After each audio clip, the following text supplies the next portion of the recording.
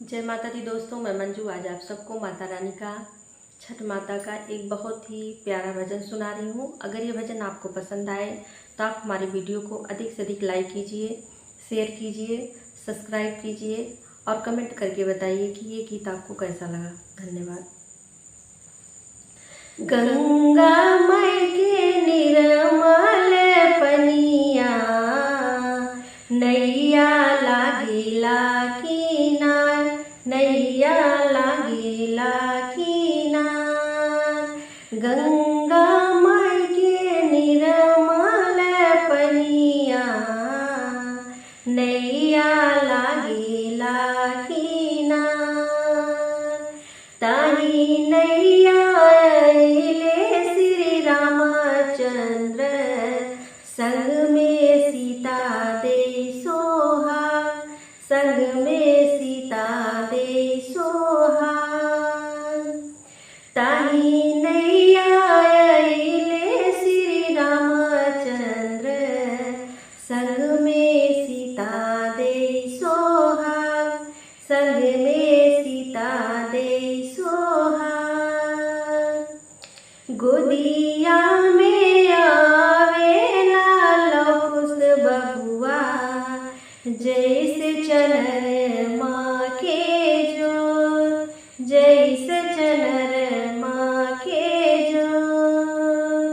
बिनती से बोलेली शीतली रानी, भैले अरघ की बेर, भैले अरघ की बेर। बिनती से बोलेली शीतली रानी, भैले अरघ की बेर, भैले अरघ की बेर। करे जोरी बोलेली शीतल रानी, भैले अरघ की बेर, भैले अरघ की बेर। भोर भइल बोले कोइलरिया, उठे स्वामी जी हमार, उठो स्वामी जी हमार। बिहासी के बोले श्री रामचंद्र, चलाय अर्घ दियाई, चलाय अर्घ दियाई।